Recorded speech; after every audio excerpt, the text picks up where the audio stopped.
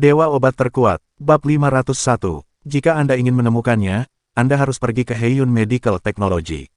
Mereka tidak bisa dengan sengaja memotong harga untuk menekannya. Sebaliknya, datanglah ke Ye Group untuk meminta bantuan. Wan Rong merasa malu. Itu benar, tetapi mereka tidak dapat menemukan He Feng. Bahkan jika mereka menemukan He Feng, bagaimana dia bisa memberi mereka kesempatan jika dia melakukannya dengan sengaja? Tuan Ye, saya juga tahu kalau ini sangat lancang dan bahkan agak berlebihan. Wan Rong mengatupkan bibirnya, dengan sedikit ketidakberdayaan di wajahnya. Sejujurnya, kami mencoba segala cara untuk menemukan He Feng, tapi dia menolak untuk bertemu kami, dan bahkan mengabaikan kami sama sekali. Mereka hanya ingin memaksa semua orang mati, jadi di mana ada peluang untuk bertahan hidup. Saat ini, ada dua perusahaan dominan di Shanghai, satu adalah Heiyun Medical Technology, dan yang lainnya adalah keluarga Ye Anda. Tentu saja, alasan rendahnya harga Ye Anda adalah karena Anda memiliki teknologi yang dipatenkan dan jalur produksi Anda sendiri.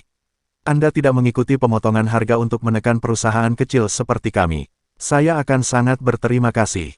Tapi, kami juga ingin bertahan dan hidup. Wan Rong tersenyum genit, jadi saya di sini untuk bertanya kepada Tuan Ye, bisakah Anda membantu saya? Sebelum Ye Qiansui dapat berbicara, Lin Yi mendengus dingin dan wajahnya tiba-tiba menjadi gelap. Kamu benar-benar menarik. Teknologi medis Heiyun menekanmu, jadi kamu datang kepada kami untuk meminta bantuan. Mungkinkah Tuan Ye kami yang baik hati pantas diintimidasi oleh Anda? Wan Rong melambaikan tangannya berulang kali, menunjukkan bahwa bukan ini yang dia maksud. Apa hubungannya ini dengan keluarga Ye kita? Lin Yi sama sekali tidak sopan, kami sudah memikirkanmu sejak awal, jadi kami menjaga harga yang wajar dalam hal penetapan harga. Kenapa, kamu masih ingin memaksakan diri? Tuan Ye, tidak perlu bicara, mereka serakah. Dia langsung berdiri, ingin menghentikan Ye Qiansui bahkan tanpa berbicara dengan Wan Rong. Ini benar-benar permintaan yang tidak masuk akal, tidak ada yang perlu dibicarakan. Tuan Ye, Wan Rong merasa cemas dan buru-buru berdiri, kami benar-benar tidak bermaksud seperti ini. Beraninya kami menindas Tuan Ye. Kami benar-benar putus asa, jadi kami menjilat wajah kami dan memohon pada Nona Ye. Sekarang lebih dari selusin perusahaan menghadapi tekanan yang luar biasa. Suatu hari nanti tekanan akan meningkat secara eksponensial. Tidak mungkin mereka menutup perusahaan secara langsung. Apa yang akan terjadi pada karyawan dan pekerja tersebut? Sekarang itu seperti gunung besar, menekan mereka dengan kuat, bahkan membuat mereka sulit bernapas.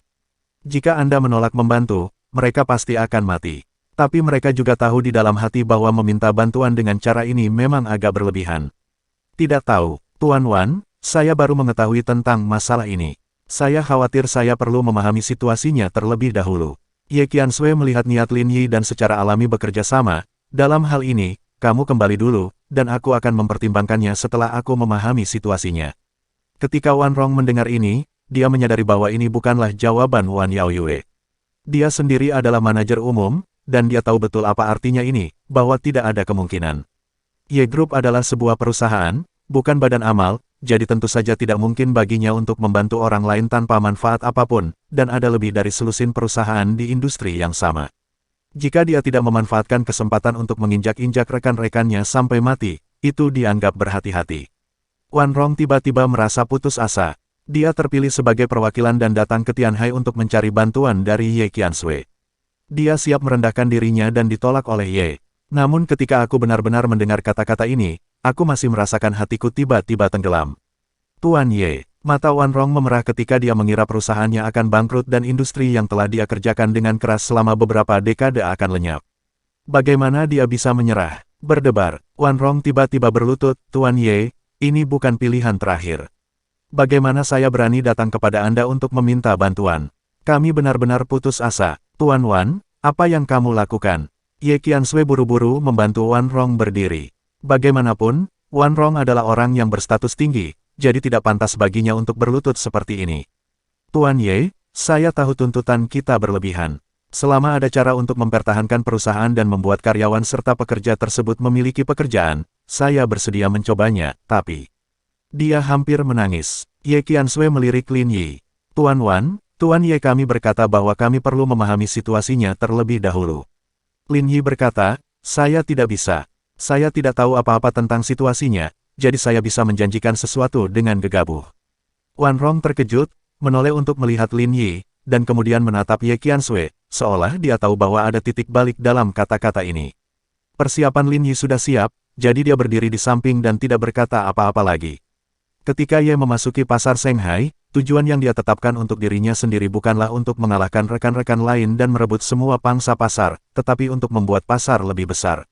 Jika kuenya menjadi lebih besar, maka setiap orang akan memiliki sesuatu untuk dimakan.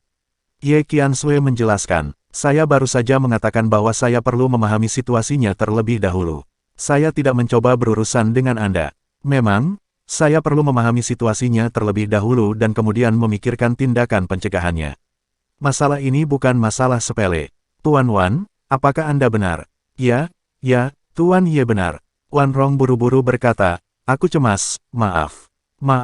Dia tidak menyangka Ye Qiansui akan bersedia membantu. Ini jelas merugikan, tapi Ye Qiansui sepertinya tidak peduli. Apakah dia benar-benar ingin memperluas pasar dan membantu semua rekannya? Ataukah dia hanya berpura-pura di hadapan dirinya sendiri, menunda waktu, sehingga dia tidak bisa menunggu lebih lama lagi? Xiao Zhao, Ye Qiansui berteriak, dan Xiao Zhao segera masuk. Tuan Wan sedang terburu-buru. Saya khawatir dia belum makan. Tolong bawa Tuan Wan ke kantin perusahaan untuk makan dulu. Tuan Wan, mohon tunggu sebentar dan saya akan memberikan jawaban yang akurat. Baiklah, kalau begitu aku akan menunggu Tuan Ye. Wan Rong berkata dengan penuh terima kasih.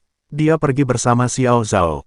Ye Qiansui memandang Lin Yi dan tahu bahwa Lin Yi pada awalnya menolak secara langsung untuk membantu dirinya sendiri. Kamu sudah berpikir untuk membantu mereka, kan? Dia tidak tahu orang seperti apa Lin Yi itu. Hanya saja dia memberikan kesempatan pada dirinya untuk menjadi orang baik agar imagenya di mall bisa semakin tinggi. Inilah yang dikatakan orang tua itu kepadaku, tentu saja aku harus mendengarkannya.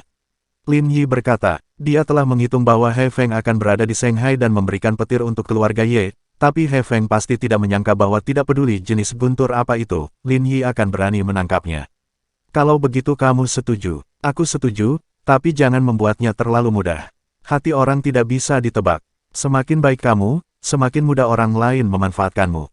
Lin Yi mengingatkan, ya, aku tahu apa yang harus kulakukan. Di kafetaria, Wan Rong buru-buru mengambil beberapa suap nasi. Meskipun nada suara Ye Qiansui terdengar seperti dia setuju, hanya sedikit orang di dunia yang mau menderita kerugian seperti itu. Apalagi pria yang mengikutinya, yang identitasnya tidak diketahui, selalu menentangnya. Sekretaris Zhao, saya ingin bertanya, siapa pria yang baru saja bersama Tuan Ye, dari keluarga Ye? Dia harus menentukan seberapa besar kemungkinan Ye Qiansui akan dipengaruhi oleh Lin Yi. Maksudmu saudara laki-laki pertama kita? Tuan Ye pada dasarnya mendengarkannya. Mendengar ini, tangan Wan Rong yang memegang sumpit tiba-tiba berhenti. Bab 502, apakah Anda semua mendengarkan pria itu? Wan Rong merasa ada sesuatu yang tercekat di tenggorokannya, dan dia tiba-tiba terbatuk-batuk. Jika Ye Qiansui hanya mendengarkan Lin Yi, dia akan menolak. Lin Yi itu memiliki keberatan pada pandangan pertama, dan bahkan langsung menolaknya. Wang Rong, silakan makan pelan-pelan, jangan terburu-buru.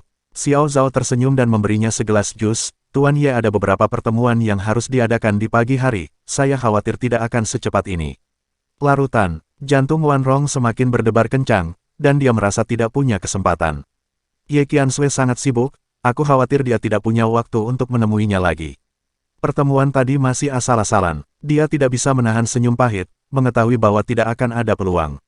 Setelah melihat-lihat makanan yang ada di depan saya, entahlah apakah saya masih punya nafsu makan. Kalau terus berlanjut beberapa hari pasti akan ada masalah dengan rantai modal perusahaan. Upah mungkin belum dibayarkan pada saat itu. Dia sudah siap menjual rumah dan mobilnya serta melunasi pinjaman bank selama lebih dari 10 tahun tiba-tiba menguap.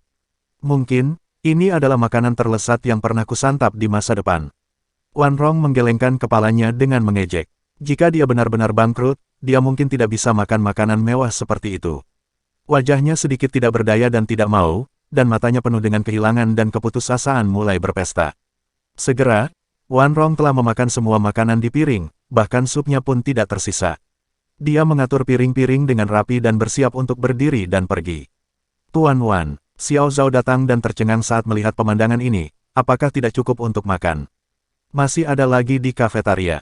Dia ketakutan, apakah ini reinkarnasi dari hantu kelaparan? Terlalu berlebihan, dia makan terlalu banyak, tapi piring yang tertata rapi bisa mencerminkan kualitas seseorang. Makananmu benar-benar enak, aku tidak bisa menahannya dan memakan semuanya. Wan Rong tersenyum dan berkata, aku membuatmu tertawa. Di mana itu? Xiao Zhao buru-buru berkata, Tuan Wan suka makan, datanglah ke sini lebih sering nanti. Mendengar hal tersebut, Wan Rong terkejut, lalu tersenyum pahit, apakah masih ada kesempatan? Ya, kenapa tidak? Xiao Zhao berkata, Tuan Ye mengundang Anda untuk datang dan membicarakan berbagai hal di Shanghai. Apa katamu? Wan Rong tercengang, Ye Qiansui masih ingin bertemu dengannya. Tuan Ye dan yang lainnya baru saja mendiskusikan beberapa pilihan. Saya ingin mendengar pendapat Tuan Wan. Jika Anda sudah kenyang, silakan naik ke kantor Tuan Ye untuk minum teh. Saya akan meminta seseorang mengurus semuanya di sini. Wan Rong merasakan kulit kepalanya mati rasa, tangan dan kakinya tidak bisa menahan gemetar. Ye Qiansui sudah memikirkan beberapa rencana. Dia benar-benar ingin membantunya. Aku akan pergi. Wan Rong berlari menuju lift dengan cepat, tidak peduli perutnya sudah kenyang.